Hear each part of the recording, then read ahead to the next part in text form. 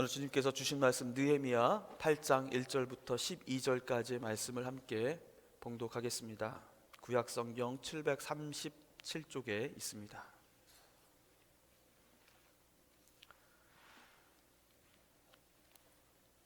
제가 먼저 교독하겠습니다.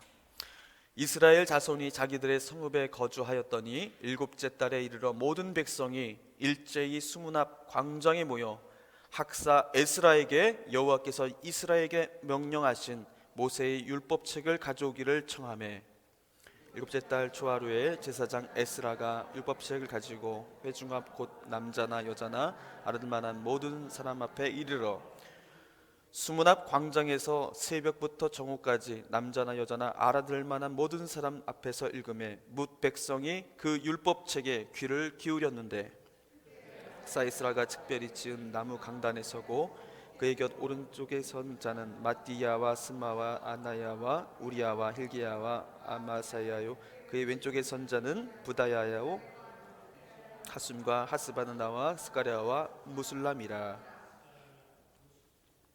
에스라가 모든 백성 위에 서서 그들 목전에 책을 펴니 책을 펼 때에 모든 백성이 일어서니라. 에스라가 위대하신 하나님 여호와의 송축함에 모든 백성이 손을 들고 아멘 아멘 하고 응답하고 몸을 굽혀 얼굴을 땅에 대고 여호와께 경배하니라. 예수아와 바니아 세레바와 야민과 악굽과 사부대와 호디야와 마아세야와 그리다와 아사랴와 요사밧과 하난과 블라야와 레위 사람들은 백성이 제자리에 서 있는 동안 그들에게 율법을 깨닫게 하였는데, 하나님의 율법책을 낭독하고 그 뜻을 해석하여 백성에게 그 낭독하는 것을 다 깨닫게 하니, 백성이 율법의 말씀을 듣고 다 우는지라. 총독 느헤미야와 제사장 겸 학사 에스라와 백성을 가르치는 레위 사람들이 모든 백성에게 이르기를, 오늘은 너희 하나님 여호와의 성일이니 슬퍼하지 말며 울지 말라 하고, 느헤미야가 또 그들에게 이르기를, 너희는 가서 살진 것을 먹고 단 것을 마시되 준비하지 못한 자에게는 나누어 주라. 이날은 우리 주의 성일이니 근심하지 말라.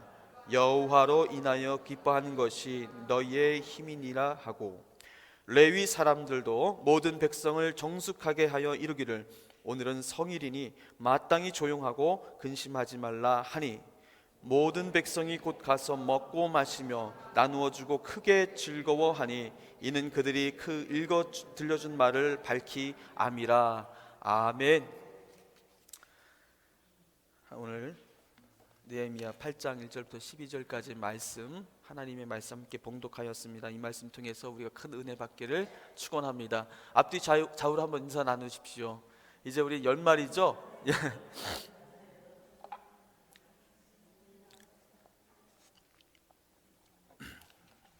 오늘 날씨가 매우 추운데 거의 영하에 근접한 온도라고 하더라고요. 좀 실내도 조금 춥지만 하나님 주신 말씀으로 따뜻한 온기를 느끼시기를 바랍니다. 해가 저물고 맞이하는 새해를 맞이하는 이제 2015년 마지막 주를 어느새 맞이하게 되었습니다. 연말 연시가 되면 다들 바쁘시죠? 오늘도 바쁘셔서 못 오신 분들 많이 계시는데, 연말 연시가 되면 많은 사람들이 새로운 각오를 하고 또 새로운 포부를 가지고 목표를 세웁니다. 건강 염려하시는 분들 계실 거예요. 건강 염려하시는 분들 새해에는 운동하시고 또 좋은 것 드시고 그래서 건강 관리 잘 하시기를 그렇게 계획하고 계실 것입니다. 또 비즈니스 하시는 분들은 또 올해 하나님께서 은혜 주셨지만 또 내년에 또 사업이 더 잘 되기 위해서 무엇이 필요할까 곰곰이 생각해 보시고 또 그러한 계획들을 아마 구상하고 계실 것입니다. 누구나 새로운 시작에 대해서는 부푼 기대를 가지고 있어요. 그리고 자신의 주위를 돌아보면서 내년에는 보다 나은 미래가 있게 되기를 간절히 바랄 것입니다. 지금도 이제 한국 기사를 보니까 정동진이라는 유명한 곳이 있지 않습니까? 새해만 되면 많은 사람들이 가서 한 해 소원을 이제 빕니다. 해가 떠오를 때 소원을 빌고 사업을 잘 되기 위해서, 자녀가 잘 되기 위해서, 또 성공하기 위해서, 건강을 위해서, 이 모든 것들을 빌기 위해서 정동진 앞으로 가서 그러한 의식 아닌 의식을 치르기도 합니다. 세상살이도 이러할진데 우리는 어떻습니까? 믿음을 가진 우리 하나님의 자녀라고 불림받는 우리들은 어떻습니까? 우리는 우리 믿음이 어떤 상태에 있는 것인지 우리는 진지하고 심각하게 우리는 돌아보고 있는 것입니까? 나의 영혼의 문제는 지금 안전한 가운데 있는 것인지 아니면 위태로운 가운데 있는 것인지 우리는 거기에 대해서 민감하게 생각하고 있습니까? 내년에는 내 믿음이, 우리의 믿음이 올해와 같지 않고 좀 더 내년에는 하나님 마음에 합한 자로 장성한 믿음으로 우리가 커가기를 그런 기대하는 마음이 있고 또 준비하는 마음이 우리 이 시간에 가지고 있는 것입니까? 이런 믿음의 상태를 점검하는 것, 건강을 점검하는 것, 우리 비즈니스를 점검하는 것, 우리 자녀들의 문제를 점검하고 성공의 문제를 점검하는 것만큼 우리에게 중요한 문제로 지금 되고 있느냐고 우리는 다시금 오늘 말씀을 통해서 생각해 보아야 할 줄로 믿습니다.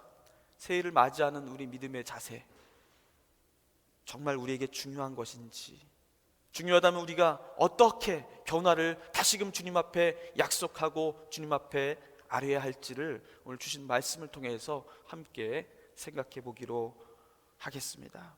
오늘 읽은 말씀, 이스라엘 백성들이 새해를 맞이하면서 어떻게 영적 각성과 부흥을 준비하고 그것을 다그치고 있는지를 오늘 이 말씀을 통해서 보여주고 계십니다. 8장 1절에 이렇게 기록하죠. 모든 백성이 한꺼번에 수문 앞 광장에 모였다고 기록하고 있습니다. 그리고 8장 2절에 보면요, 백성들이 모인 그날은 일곱째 달 초하루라고 말합니다. 이스라엘 백성들에게 일곱째 달 초하루는요, 우리로 말하면 뭡니까? 1월 1일이에요. 그들의 달력과 우리 달력이 태양력과 다른데 유대인 달력에 의하면 1월 1일은 바로 그들에게 7월 1일이 되는 날입니다. 그날을 나팔절이라고도 부릅니다. 왜 나팔절이라고 부르냐면 새해를 알리는 나팔 소리를 길게 새해가 되는 첫날부터 부릅니다. 그 소리가 우웅하고 울려 퍼질 때 많은 사람들이 이제 새해를 하나님께서 주셨음을 알게 되고 하나님 앞에 이제 기도를 하게 되는 것이죠.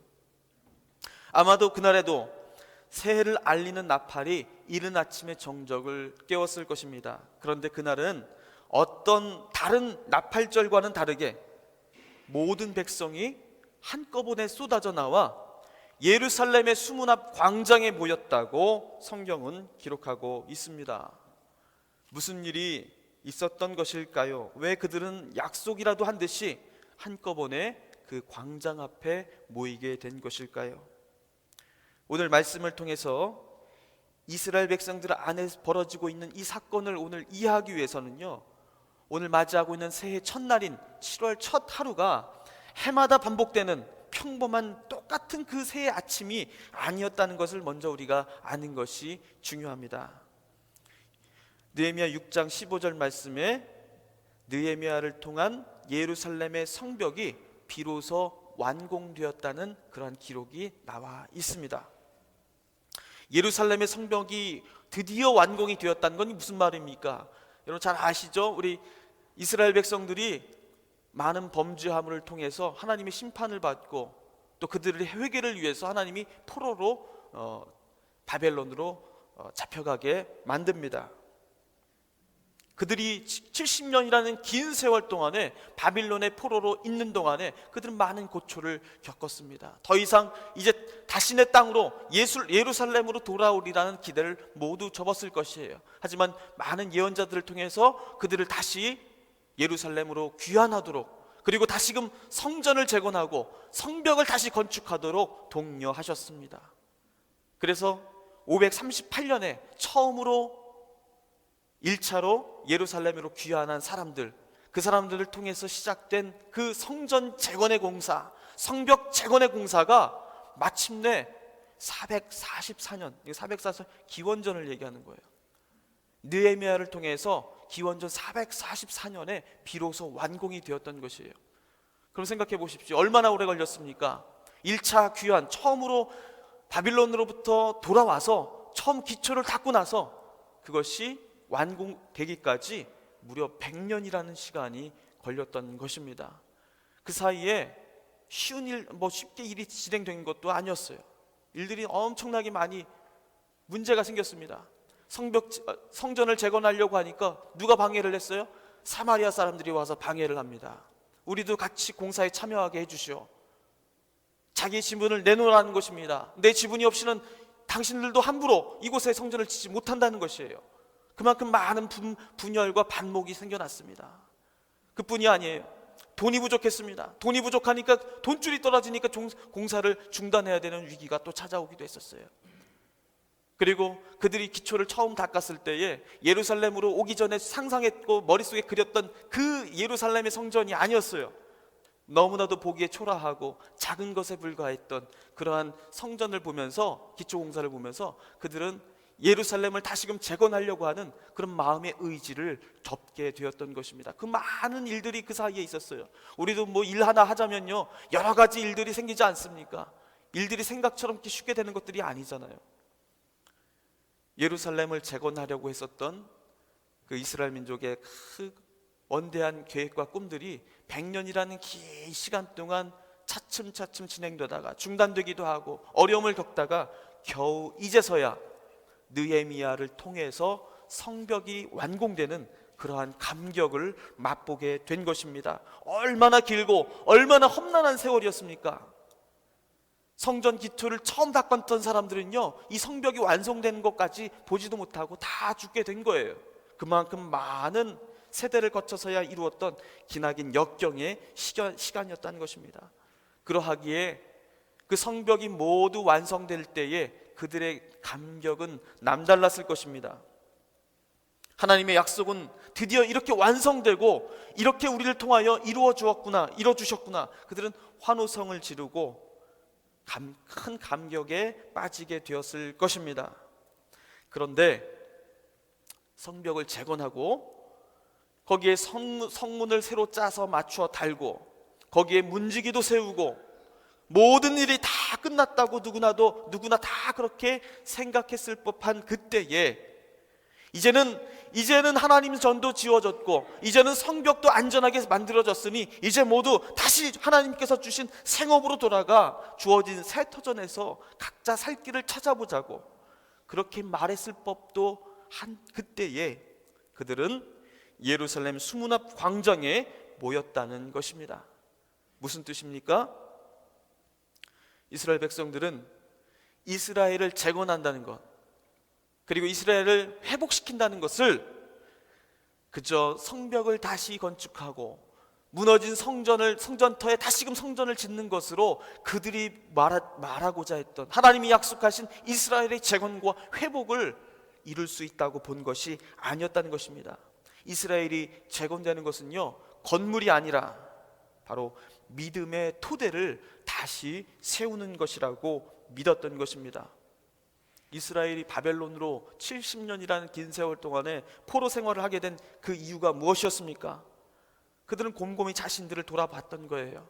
이제 새해를 맞이해서 이제는 다시금 새로운 출발을 할 수 있다고 믿었던 그때에 그들은 생업으로 돌아간 것이 아니고 그들이 쌓은 건축물에 만족한 것이 아니라 왜 그들이 거기에 서 있게 되었는지 다시금 묻고 하나님 앞에 나가게 되었다는 것입니다. 그들이 고난을 받은 것, 그들이 고초를 받은 것, 그 수많은 조상들을 통해서 들었던 그 많은 고난의 역사, 그것은요, 성벽이 낮아서 튼튼하지 못해서가 아니었다는 것입니다. 적과 싸울 군대가 적어서도 아니고 지략과 통솔력이 부족한 뛰어난 그러한 지도자가 없어서도 아니었다는 것이에요. 그들이 포로로 잡혀간 것은 바로 그들의 마음이 하나님을 떠난 데서 시작되었다는 것, 그들의 문제가 어디서 출발했는지를 그들은 이제 다시금 생각하고 그곳에서부터 새로운 출발을 하고자 했던 것입니다. 그래서 그들이 예루살렘 성전을 재건한다는 것은요, 성벽을 튼튼히 쌓고 국가 조직망을 촘촘하게 만들고 경제를 활성화시켜서 재정을 부유하게 만드는 것, 그런 것으로 이루어지는 것이 아니라는 사실을 그들은 알았던 것입니다. 이스라엘 재건의 완성, 그리고 이스라엘 회복의 마침표는 어디에서 이루어지는 것입니까? 바로 하나님 말씀으로 다시 돌아가서 영적인 각성이 일어나고 회개가 일어나는 것을 통해서만 그들은 그 모든 재건이 마침표를 찍을 수 있다고 믿었던 것입니다. 성벽은 어떻습니까? 다시 무너져도 사람들이 의지만 가지고 싸울 수 있는 힘만 있으면 언제든지 다시 세워질 수 있는 것이에요. 우리의 모든 가게든지 모든 사업이라든지 무너질 수 있습니다. 항상 잘 되는 것이 아니에요. 하지만 무너지더라도 다시 일어설 만한 믿음이 있고 힘이 있으면 다시 일어설 수가 있어요. 하지만 그 믿음이 없다면, 그 의지조차 없다면 아무것도 다시금 세워날 수가 없는 것입니다. 이제는 다시금 하나님을 떠나서 살았던 죄를 반복하지 않는 것, 그것이 예루살렘의 재건과 이스라엘 민족의 회복의 완성의 가장 궁극적이고 본질적이고 중요한 문제라는 것을 그들은 절실한 문제로 받아들였던 것입니다. 그래서 그들은 다시금 하나님 말씀 앞에 무릎을 꿇어야 했습니다. 성벽 재건의 완성은 이스라엘의 부흥의 끝이 아니라 이것은 오히려 시작에 불과하다. 하나님 말씀으로 우리 심령이 회복되지 않는다면, 진정한 회개가 일어나지 않는다면, 하나님 말씀에 거하지 않는다면 우리의 재건의 노력은 아무것도 이루어진 것이 없다. 아무런 의미가 없는 것이다. 아무것도 재건된 것은 없는 것이다. 이스라엘 백성들은 바로 이것을 새해 첫날, 첫 시간을 맞이하는 한때에 바로 사활적인 문제로 내놓았던 것입니다. 이것이 우리 민족을 살리는, 우리 믿음을 다시금 부흥시키는 결정적인 문제가 된다는 것을 그들은 내걸었던 것입니다. 그래서 모든 공사를 끝낸 그들은 새해 아침 나팔이 불자마자 광장으로 모여들기 시작했던 것이에요. 그들이 광장에 모인 것은 바로 하나님의 말씀을 다시금 듣기 위함이었습니다. 그런데 여러분, 이 사람들이 나올 때 누가 억지로 시켜서, 누가 집집마다 방문하면서 다 깨워서 나왔겠어요? 누가 억지로 시켜서 나온 것이 아니었습니다. 1절 말씀에 그들은 에스라에게 모세의 율법책을 가져오기를 청하였다고 기록하고 있습니다. 그들 마음엔요, 말씀의 갈급함이라는 것이 있었어요. 정말 지금 내가 이 시간 이 순간에 말씀을 통해서 내가 새해 첫날을 시작하지 않으면 안 되겠다라는 그 절박함이라는 것이 그들 마음속에 너무나도 크게 자리하고 있었던 것입니다. 그동안 공사를 하느라 바빠서 먹고 사느라 지금 그들은 말씀을 가까이 할 수 있는 시간들이 없었습니다. 이제 모든 것을 마친 그들에게 그 말씀 이외에 자신들의 그 갈급함을 채워줄 수 있는 다른 어떤 방법은 없었습니다. 그래서 말씀에 능통했던 그 학자 에스라에게 간곡하게 청해서 우리가 말씀을 듣고 싶으니 제발 좀 나와서 이 많은 사람들에게 하나님 그 말씀을 들려주시오. 그렇게 청하였던 것입니다. 여러분, 우리는 얼마나 말씀에 대한 갈급함을 가지고 있습니까? 지금은 성경책 없어서 말씀 못 읽는 일은 없습니다. 성경책 없으면 스마트폰이 있습니다. 스마트폰이 없으면 케이블 TV가 있습니다. 말씀은요, 우리 주위에 어디서든지 넘쳐나고 우리 마음만 먹으면 언제든지 접할 수가 있습니다. 성경이 어려워요? 텔레비전 트시면요, 유명한 강사들이, 목사님들 나오셔서 성경을 아주 쉽게 또 가르쳐 주십니다. 그런데 그때는 어땠어요? 오직 말씀은 그때만 그런 게 아니에요. 종교개혁 이전까지만 해도 하나님 말씀은 예배 시간에서만 들을 수 있었던 거예요. 예배 시간에 사제를 통해서 성경이 낭독될 때 그때만이 유일하게 하나님 말씀을 들을 수 있었던 때였어요. 그나마 라틴어로 얘기할 때는 알아듣지도 못합니다. 그저 그 나오는 음성이 하나님 말씀이다라는 생각만 가지고 그 말씀에 아멘하고 그 말씀에 감격했던 것이 전부였어요. 그때는 하나님 말씀이 그렇게 귀한 때였습니다. 아무나 아무 때나 들을 수 있는 말씀이 아니었기에 그들은 말씀에 대한 더더욱 큰 간절함이 있었던 것입니다. 그래서 어떻게 기록하고 있어요? 5절 말씀에 보면요, 이렇게 나와 있어요. 에스라가 모든 백성 위에 서서 그들의 목전에 책을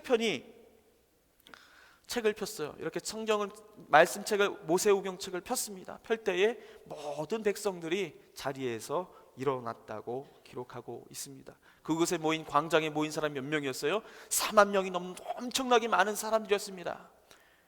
저 앞에 있는 그 성경책을 펴고 있는 사람이 누군지도 분간할 수 없을 정도로 넓고 보이지 않는 그 공간 안에서 그 희미한 동작에 모든 관심과 집중을 기울이면서 말씀책을 펼 때에 거기에 합당한 나의 경건함을 보여드렸다는 것입니다. 오늘날 우리 예배에 이런 전통들이 많이 사라진 것은 아쉬운 일이에요. 우리 예배 전통에 이런 게 있습니다. 하나님 말씀이 봉독될 때에요, 자리에서 일어나는 전통이 원래 있어요, 우리 교회 안에. 근데 그런 많은 것들 생략하고 있습니다. 불편하니까요. 하지만 불편하더라도 우리의 마음마저 하나님을 떠나서는 안 되겠습니다. 하나님 말씀이 얼마나 소중하고 얼마나 경건한 것인지, 내가 그 말씀을 얼마나 듣고 싶어서 이 자리에까지 찾아왔는지 그 마음이 우리에게 몸으로 표현되어야 된다는 것이에요. 그것이 아무 때나 어디서나 흘러나오는 그런 말씀이 아니라 지금 이 순간 나에게 하나님께서 주시는 그 말씀임을 간절히 바라고 들을 때에 우리의 몸은 자연스럽게 일어나는 모습으로 반응할 수밖에 없다는 것입니다. 그들은 하나님 말씀에 일어섬으로 경외를 표현하였습니다. 그 말씀을 의심 없이 곧이곧대로 하나님의 말씀으로 그들은 들었다는 것입니다. 그렇게 듣는 자는 자리에서 일어나게 된다는 것입니다. 6절에 하나님을 송축하매 모든 백성이 손을 들고 아멘 아멘 하고 응답하고 몸을 굽혀 얼굴을 땅에 대고 여호와께 경배하였다고 기록하고 있습니다. 하나님 말씀이 너무 그리웠던 거예요. 그 말씀을 나에게 주신다면 내가 이제 살겠나이다. 내가 이 목마름을, 내 갈증을 풀 수 있겠나이다. 주님, 나에게 그 말씀의 생명수를 길어 나에게 주십시오. 여러분, 우리 마음속에 이런 말씀의 간절함이 있기를 바랍니다. 그 간절함이 있을 때에 예수 하나님의 말씀 한마디가 전해지더라도 그 말씀은 능력의 말씀이 될 수 있고 우리의 삶을 변화시키는 말씀이 될 수가 있습니다. 여러분, 우리 내년에 새롭게 변화되기를 원하십니까? 여러분, 우리 교회가 변화되고 또 가정이 변화되고 우리 사업이 변화되고 일터가 변화되기를 원하십니까? 자녀들이 변화되기를 원하십니까? 여러분, 그럴 때에 우리가 무엇부터 먼저 해야 하겠습니까? 무엇부터 먼저 해야겠습니까? 바로 말씀 앞에 서야 하는 것입니다. 축복과 회복을 바란다면 먼저 말씀을 구하라는 것입니다. 간절한 마음으로 말씀 앞에 바로 서라는 것입니다. 말씀을 청하여 말씀 앞에 경외하는 마음으로 서는 것, 이것은요, 우리가 무슨 계획표를 세우고 비즈니스가 잘 되기 위해서 뭔가 자꾸 고민하고 구상하고 우리 자녀들이 잘 되기 위해서 길을 놓아주는 것들, 그 모든 것보다 가장 최우선에 두어야 할 첫 번째 우리의 원칙이 되어야 한다는 것이에요. 말씀이 선포될 때 갈까 말까 고민하고 주저하는 것이 아니라, 주님, 나도 말씀을 들어서 이제 나도 말씀 좀 알아야겠습니다. 그 말씀을 들어서 나도 말씀으로 변화 좀 받아봐야겠습니다. 그 말씀이 나를 변화시켜 주실 것입니다. 이런 말씀이, 이런 마음이 우리 마음속 깊은 곳에서 진실하게 솟구쳐 나와야 하겠습니다. 그런 간절함이 있을 때에 그 말씀이 나를 깨우치는 말씀이 되고 능력 있는 말씀이 되는 것입니다. 오늘 상반기 동안 진행했던 구약 성경 공부를 수료했습니다. 종강했습니다. 저는 이 성경 공부반을 아주 소중하고 귀하게 생각하면서 최선을 다해서 준비를 했습니다. 거기엔 나름 특별한 의미가 있었기 때문입니다. 이 성경반을 처음 시작할 때에 제가 하자고 한 것이 아니고요, 하자고 청하셨기 때문입니다. 말씀을 청하여 저에게 말씀을 공부하자고 하신 분이 계셨기 때문입니다. 그래서 이 반은 어떤 다른 공부보다, 어떤 때보다 특별한 애정이 있었습니다. 그렇게 청하여 시작된 성경 공부가 무려 20주 동안 길게 진행이 되었어요. 여러 가지 사정이 있을 때 빠지시는 분도 불가피하게 있었지만은 모든 분들이 열심히 참석해서 하나님 말씀 듣기를 갈망하는 그 모습을 보았을 때 저 마음속에 큰 울림과 감동이 있었습니다. 아, 목사된 보람이 이런 거구나라는 그 기쁨도 있었습니다. 청하여 시작된 공부, 말씀에 대한 갈급함, 저는 이것이 우리 교회에게 주신 하나님 은혜의 그 도화선이 되어야 할 줄로 믿습니다. 말씀 없이 우리 생각으로, 상식으로, 경험으로, 세상 방식으로 이제 예수를 지금까지 믿어왔다면요, 이제는 하나님 말씀으로 내 신앙의 오래된 모든 그 방식을 다 뜯어내고 다시 하나님의 말씀으로 그 위에서 다시 세워나가야 하겠습니다. 세상에서 누린 재미들 있어요. 그런데 이제는 그 모든 것들 좀 제쳐두고 내년에는 우리 교회만큼은 내년에는 오직 말씀의 즐거움으로 채워지는 한 해가 되어야겠다는 그런 우리의 목표가 있게 되기를 간절히 축원합니다. 거기에서 능력이 나오고 채워주심이 고백되고 내 안에 살아계신 주님을 찬양하는 진실한 믿음이 생겨나게 되는 것입니다. 말씀에 대한 갈급함을 가지고 나갈 때에 놀라운 일들이 생겼습니다. 말씀을 들을 때에 회개의 역사가 일어났다고 기록하고 있습니다. 9절 말씀에 이렇게 기록하고 있죠. 백성이 율법의 말씀을 듣고 다 우는지라. 이것은 그들에게 회개의 역사가 일어났다는 것을 말합니다. 자신의 잘못이 무엇이고 죄 안에 살아왔던 자신의 모습이 얼마나 추악한 것이고 더러웠던 것인지를 비로소 깨닫게 되었다는 것이에요. 하나님을 경외하는 믿음, 그것은요 반드시 회개를 일으키게 하는 힘이 있습니다. 여러분, 아무리 좋은 말이라도, 좋은 충고라도요, 사람이 하면 어떻게 돼요? 듣기는 듣지만 기분이 나빠요. 나중엔 기분이 나빠서 분쟁이 나고 싸움이 일어납니다. 그러나 하나님의 말씀은요, 그 듣는 즉시 즉각적인 내 삶의 변화를 일으키게 된다는 것입니다. 그 말씀 앞에 나는 가만히 있을 수 없게 된다는 것이에요. 오늘 말씀 앞에 다 나와 있지 않지만요, 10장에 보시면요, 이 말씀을 듣고 나서 회개가 일어나는데 그 회개의 역사가, 놀라운 역사가 일어났다고 이 성경 말씀은 기록하고 있습니다. 우리 한번 찾기 어렵지 않으니까 한번 볼까요? 느헤미야 10장 30절을 한번 보겠습니다. 느헤미야 10장 30절 함께 한 목소리로 한번 읽어보겠습니다. 시작. 우리의 딸들을 이 땅 백성에게 주지 아니하고 우리의 아들들을 위하여 그들의 딸들을 데려오지 아니하며. 이 말씀은 무슨 말씀이에요? 말씀을 듣고 회개가 일어났는데 그 첫 번째 회개의 내용이 뭐였습니까? 바로 이방인과의 결혼을 회개하는 역사가 일어났다는 것이에요. 이방인과의 결혼, 이건요, 여러분, 민족의 혈통과 순수성을 지켰다는 말이 아니에요. 오늘과 같이 누가 같은 민족끼리만 결혼하는 시대입니까? 다문화 가정이 일반화되어 있는 사회 안에서 이 말씀은요, 어떤 그 이방 민족을 배척하는 그런 차별적인 말로 들릴 수도 있습니다. 그런데 그런 뜻이 아닙니다. 이것은요, 하나님만을 경외하지 않고 다른 우상을 분별 없이 받아들여온 그들의 잘못된 신앙에 대한 회개를 했다는 말씀이에요. 여러분, 이스라엘 결혼 풍습 안에서요, 이방인들과의 결혼은 무엇을 의미합니까? 곧 다른 신을 들여온다는 것과 같은 의미예요. 모든 이방인 사람들은요, 자신들의 신을 다 가지고 있어요. 그 시대에는 나는 종교가 없습니다라는 말은 없었어요. 나는 무신론자입니다 이런 말이 없었어요. 모두가 다 하나씩 자신의 신을 가지고 있었습니다. 그것은 자신의 선택이 아니었어요. 가족의 풍습에 의해서 전통으로 내려오는 것들입니다. 자기도 그것을 받아들이는 것이에요. 결혼할 때 이방인들은 자신의 신 앞에 그 결혼을 맹세하고 그 신을 남자의 집으로 가지고 들어옵니다. 그리고 그 신상을 집안의 가장 중요한 곳에 모셔둡니다. 무슨 말이에요? 이방인들과 결혼한다는 것은요, 단지 다문화 가정을 이루었다는 말이 아닙니다. 바로 이방의 우상을 허용했다는 그런 뜻이에요.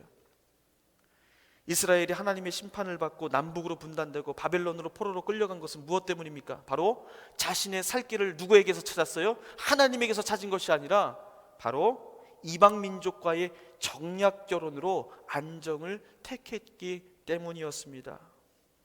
솔로몬은 후궁이 700명이고 첩이 300명이었으며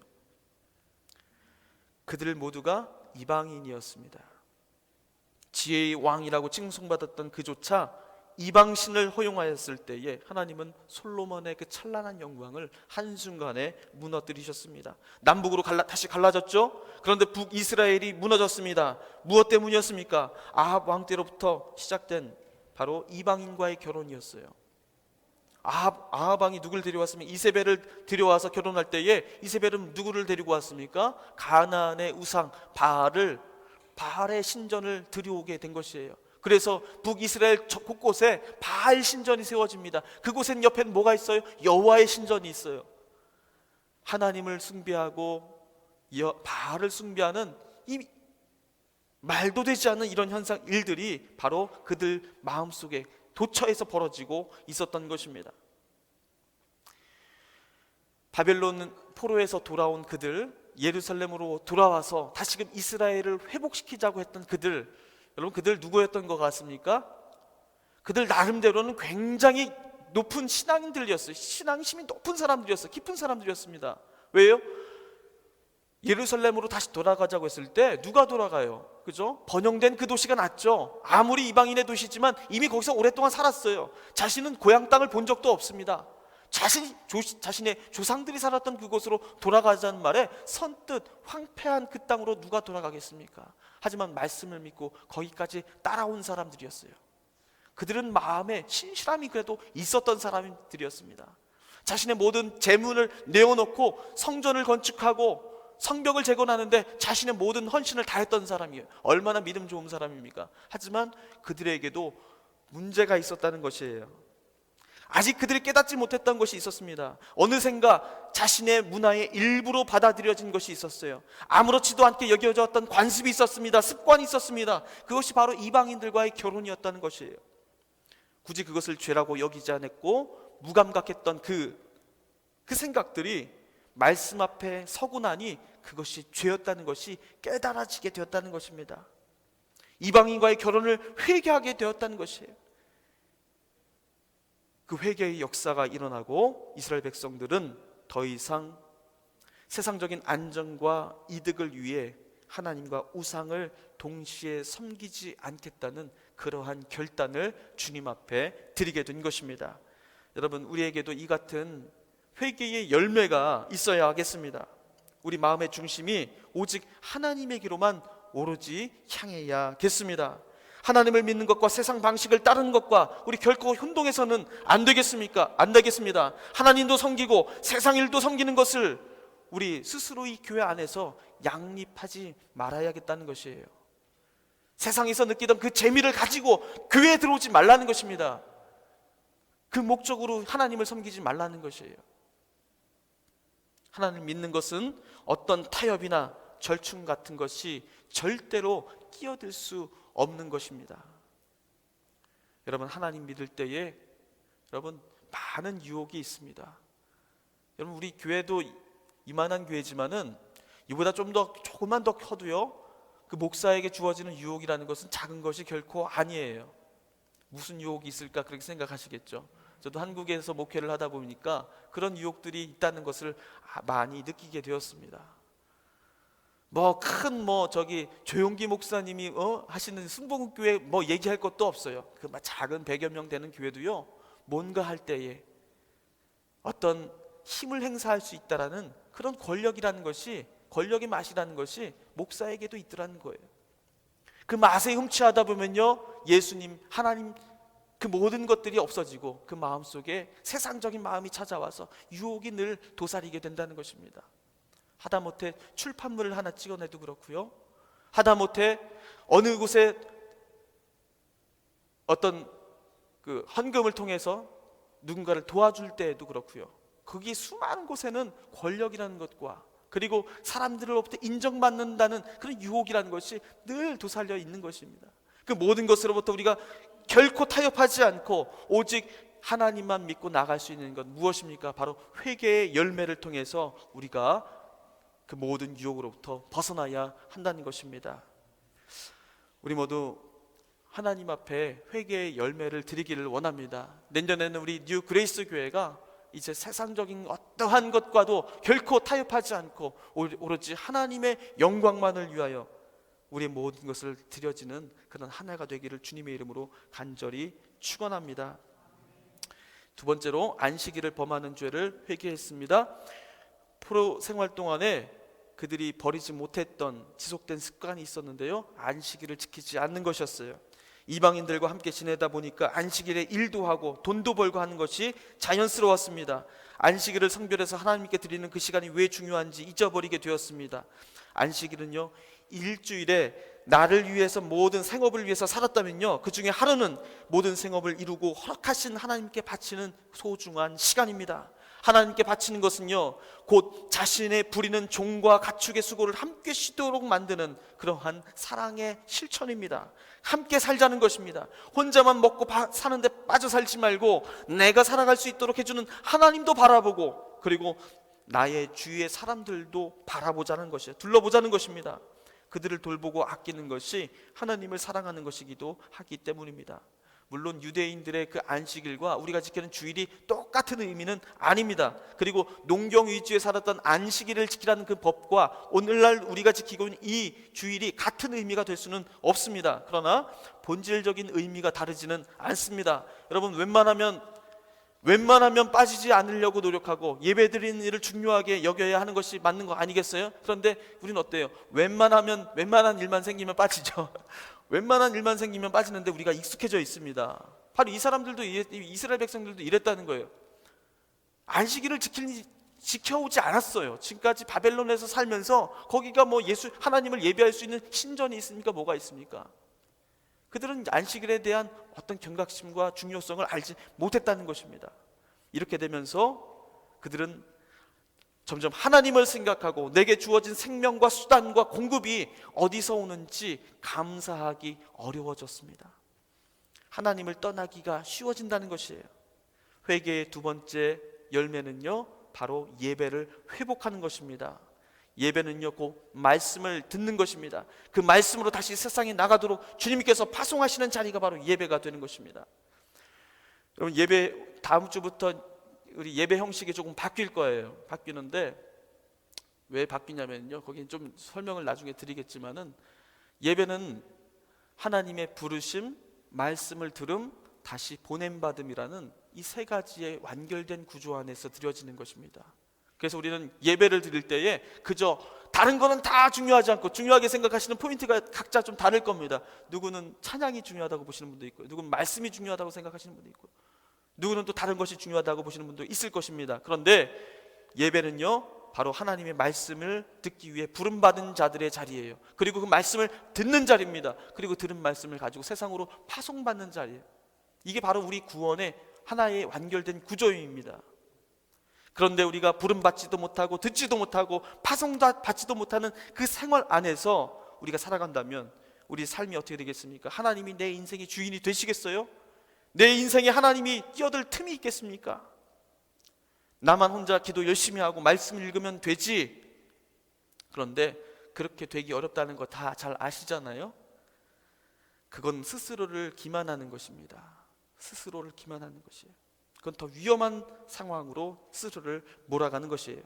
주님을 위해 드리는 시간을 우리 아까워하지 말아야겠습니다. 일주일 중 단 몇 시간입니다.